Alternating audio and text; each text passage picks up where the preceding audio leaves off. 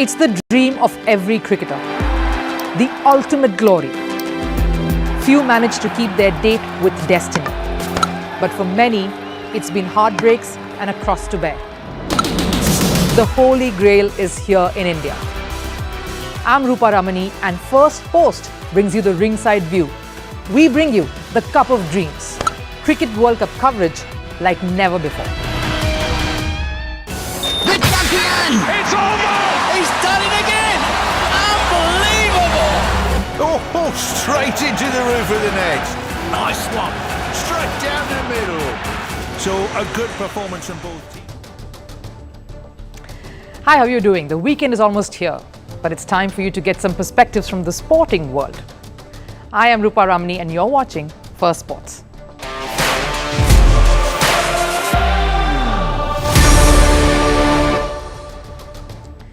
Now, they say you're as good as the last match played, the last show, or the last movie. One team is certainly reeling from that statement. Defending champions of the Cricket World Cup are all but out. Cooked, beaten, and literally shown the door. And with that, this World Cup has possibly seen it all. England's caught in a nightmare of sorts. What has gone wrong? Where was the misstep? We will decode it right here. And can you ever dissociate sports and politics? Stay in your margins is great advice while playing a sport. But is that a rule sportspersons need to follow when it comes to expressing political leanings or opinions? We'll find out more. And after the World Cup qualifiers are moved out from China to India, the women's hockey team gears up for the Asian Champions Trophy in Ranchi, India. That's all lined up in the show. But before that, let's take a look at all the headlines and what's making news from the world of sports in Sports 360. Bangladesh all-rounder Shakib Al Hasan has rejoined his team in Kolkata. Shakib is back from a short trip back home to meet his childhood mentor. He took part in a practice session today. Shakib will be available to play in Bangladesh's next match against Netherlands tomorrow. The Para-Asian Games are now underway in Hangzhou, and Indian athletes have scripted history one more time.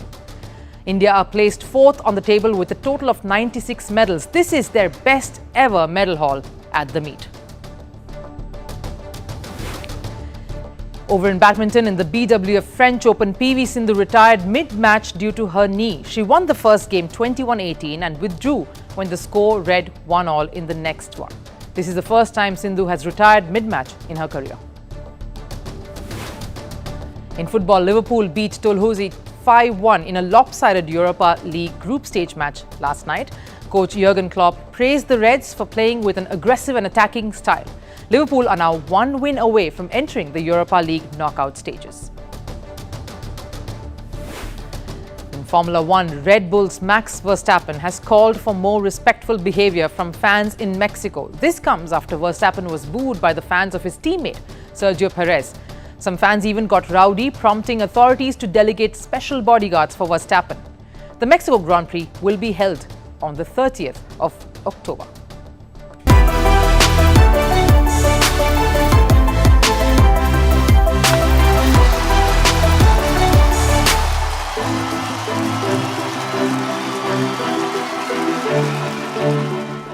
Now, for a team that started out as one of the strong favourites to repeat what they did at the 2019 World Cup, things have taken a very dramatic and horrific U-turn.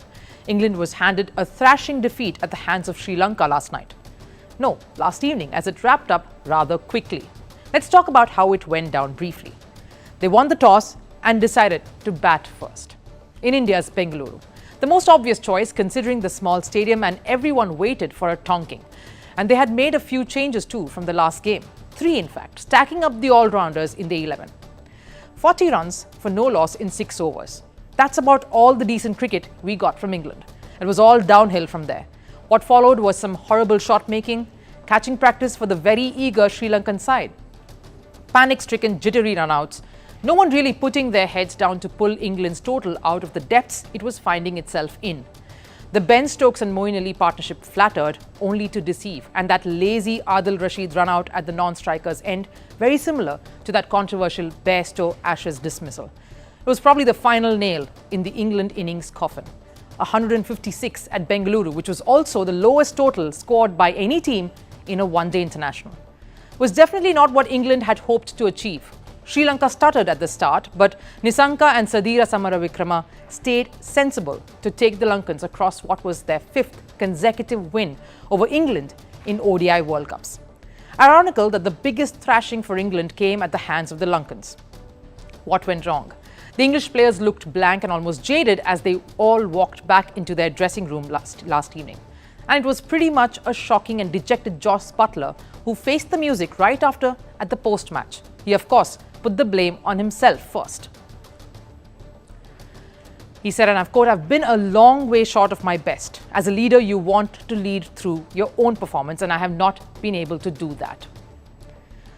Now, it's good to take it on the chin. And yes, if you look at Butler's average generally and what a colossal of a threat he is to great bowling attacks all around the world, and then look at his numbers at the World Cup, you know what he means. With just 95 runs in 5 matches, Buttler, who was the key to the England batting lineup, not really finding his rhythm or his form definitely, with his highest only being 43, that created the biggest domino effect for that side. Plus the odd decisions taken at the toss, chase against world-class spinners in Delhi, field first against the South African batters in burning hot Mumbai. As a captain too, without his deputy Moeen by his side in most games, or Stokes too, sitting out, things got a little out of control for Jos Buttler out in the middle. But this, or he can't be, or his form or his captaincy alone can't be the reason for putting in the worst World Cup campaign till date. With 4 losses already, it's mathematically the worst title defense of any cricket side at a World Cup. And that says something. Let's look at some of the other glaring errors. England players, as many as 16 players in all of their matches. That's how many players were used. That many changes were made. Sure, the odd change to suit the conditions and the venues is key, but some of the changes saw no reason. Ben Stokes was seen as the messiah, the spiritual leader coming back out of retirement to play another World Cup and lead the charge for England, who sat on the bench for the first 3 matches owing to a hip niggle he had picked up. And let's face it, his inclusion created more worries and concerns for England than took out one of their key performing Harry Brook to make place for an all-rounder Ben Stokes who was only taking up the spot as a batter. Not the most ideal team combination, and it clearly did not pay off. And the fact that months and years are slowly slipping away from a pacer, a quality pacer like Jofra Archer, owing to constant battles with injuries, is also not boding well. He was named in the World Cup list, giving everyone hopes, only to fly in 3 games in, train 2 days and then fly back out. Reece Topley's injury also burdened the side further, bringing in David Willey, who took 2 wickets at the top in the match last night.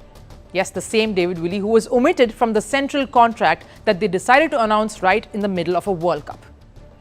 And he gets to come into the playing 11 without being contracted. That's only increased the headaches for the England dressing room. At the post-match press conference, Buttler also said, and I quote, "Incredibly disappointing and incredibly frustrating. We've been so far short of the standards that we set ourselves, and for no apparent reason. It's never for lack of effort, never for lack of hard work or preparation. And look around the room, there is no lack of talent. A lot of experienced guys who are fantastic cricketers. Huge frustration this tournament has gone nowhere near the way we wanted to." Yes, it is astounding that this side that has redefined white ball cricket, that won the 2019 World Cup, the 2020 World Cup thereafter, after a humiliating exit in 2015, had to play this way. That has some geniuses who have been assets to other leagues in T20 formats would crumble like they have at the World Cup. But it's also true that they are the most experienced, which means a 30-plus side. Now, don't get me wrong, age is just a number, and yes, we are at a time when we are seeing so many athletes breaking the norm past their prime. But somehow it seems like the ODI cricket has gone past all of that, and this England bunch has just been caught napping. Which brings me to another important stat. After that 2015 World Cup disaster right up to 2019 and that World Cup triumph, England played 88 ODI matches. They were hungry to reset what had happened in 2015, and under Eoin Morgan's captaincy, they were meticulously preparing hard for the World Cup, and it showed. Cut to post-2019, and England have only managed to play 42 one-dayers in 4 years. Yes, the coronavirus played its part, but that was still lesser than what most other teams had played during that same duration. Joe Root had two 12-month spells without playing ODI cricket. Ben Stokes retired for a year, no ODI cricket. England players have stopped playing domestic 50-over cricket. Stokes last played one in 2014. Captain Jos Buttler, 2016. From the joy of Melbourne, where they won the T20 World Cup, to the mayhem in Bengaluru, the spiral has been sudden and quick. Former England cricketer Mike Atherton said, and I quote, "With sporting teams, confidence is a bit like a person's reputation in life. It takes an age to build, but can be shattered in an instant." Buttler, when asked if he was still the right man for the captaincy job to lead and rebuild the side, sharply said yes. He probably still is, and there is no point changing men in charge with another World Cup that's around the corner, the T21, in 8 months. So all England can do is take inspiration from the past and keep walking. Of course, it doesn't help that their next challenge is against a team that's red hot, India. If the loss against Afghanistan was brutal, the defeat last night was cruel. One hopes there is still some fight left for an England side away from home. Now, sports and politics have had a strained relationship in that there is always some politics at play. Political events and incidents affect the sporting culture and health of a country. This we know. But they also affect the future of the sports persons who decide to speak up about political incidents. There is a war raging, and Israel and Palestine find themselves embroiled in it. And many athletes across sporting disciplines have joined in to express their opinions with very adverse outcome. Some, over decades, have also stood up for a movement that they have strongly believed in to gain some influence with the public and try to effect a change. But all of that has been met with disastrous consequences. Athletes and sports icons who have expressed their political stance have often found themselves at the forefront of controversy. They are sacked, their contracts are terminated, or they are simply kept aside. Since politics is highly polarized, choosing a side has proven to be a not-so-wise move. More so when it comes to high-profile athletes who enjoy a massive fan base. Colin Kaepernick is viewed as a football icon. His acts of resistance have made social statements. Kaepernick decided to show his protest of police brutalities against the black community by kneeling during the national anthem. This was in 2016 during a pre-season game between the San Francisco 49ers and Green Bay. An entire movement called Take the Knee grew out of it. Kaepernick became one of the most divisive faces after that. He found himself without a contract for several years, and it got to a point where his legal team filed a grievance against the NFL. Colin's gesture became a symbol of protest against police brutality. He went from being a football star to an icon advocating for civil rights. The fact that you say, no, you're a backup quarterback, stay in your place, that's an issue. I mean, to me, you're telling me that my position as a backup quarterback and being quiet is more important than people's lives. No, I would ask him to really have a conversation with the families of people that have been murdered and see if he still feels that way. Because I bet you he doesn't, just because he hasn't experienced that type of oppression. Kaepernick's act of defiance had ignited a furore in the NFL. Players like Eric Reid, Kenny Stills, Michael Bennett all found themselves in trouble for following in Kaepernick's footsteps. Muhammad Ali, the world heavyweight champion, was arrested in 1967. One of the most recognizable athletes, he was stripped of his title because he refused to get enlisted in the army during the Vietnam War. His fighting license was snubbed, and he was found guilty of draft evasion. It was not until 1975 that he regained his title after defeating George Foreman. Basketball star LeBron James has repeatedly raised his voice on social issues. He was asked to shut up and dribble for talking politics. Athletes have repeatedly been asked to stay in their lanes because their identity is just perceived as quarterbacks, forwards, and centers. They can't become a voice that influences the larger public, but they refuse to be tamed by the pressure and keep shut. Here's what LeBron James responded with after he was asked to shut up and dribble.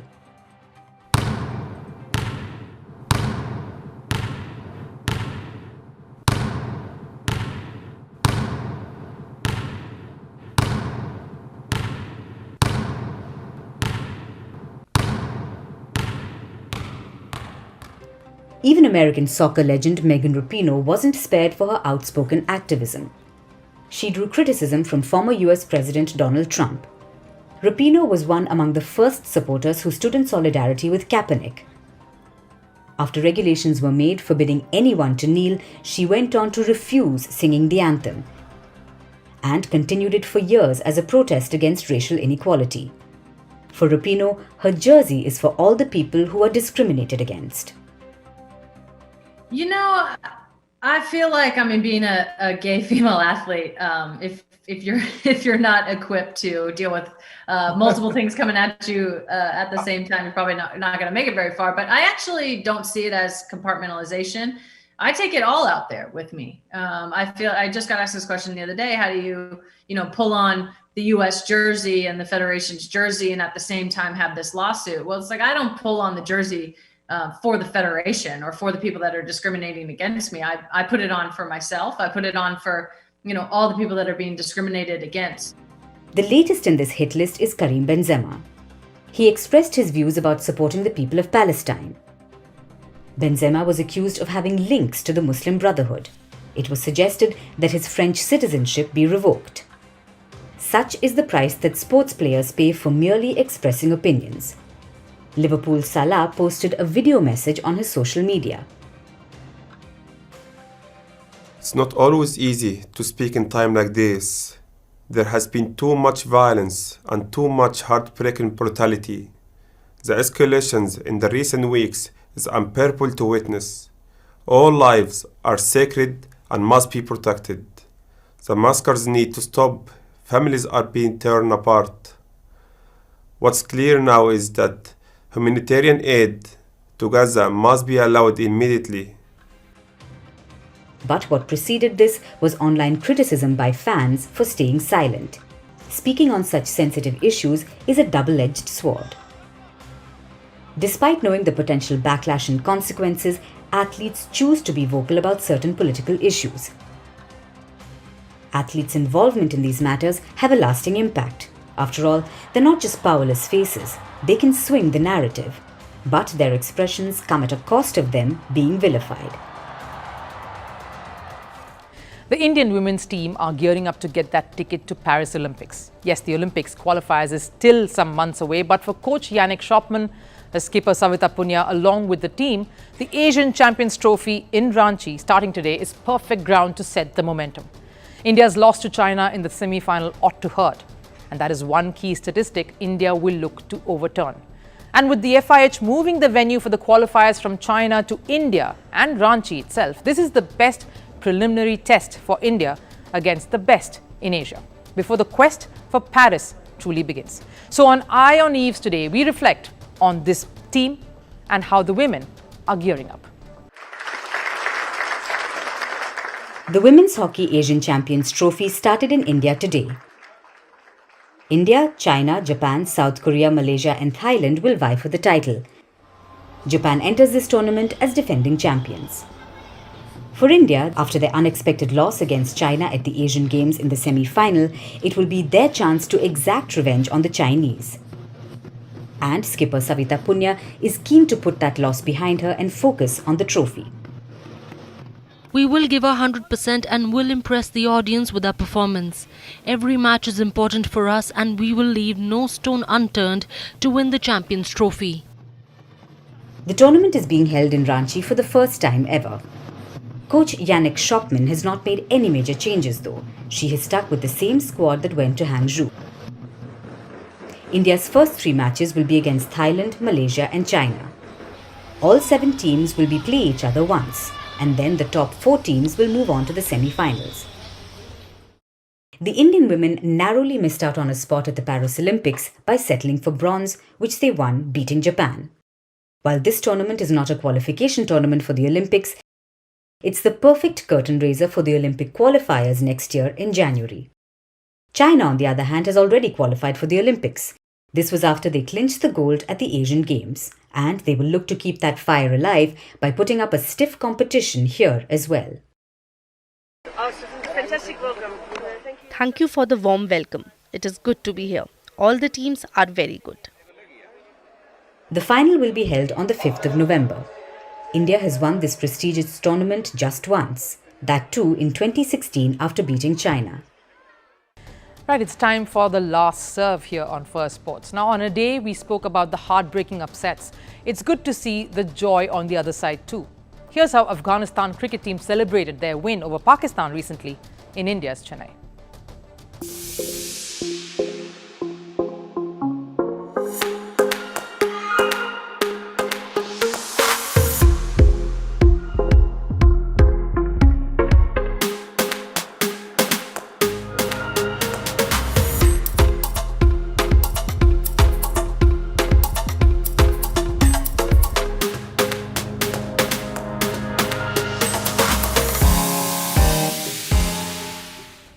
There's lots more that we expect from a team like Afghanistan, but that's all the time we have here on Firstpost. Thank you so much for watching. I'll of course be flying into Lucknow to join in on India's next challenge at the World Cup, which is against England. For now though, take care.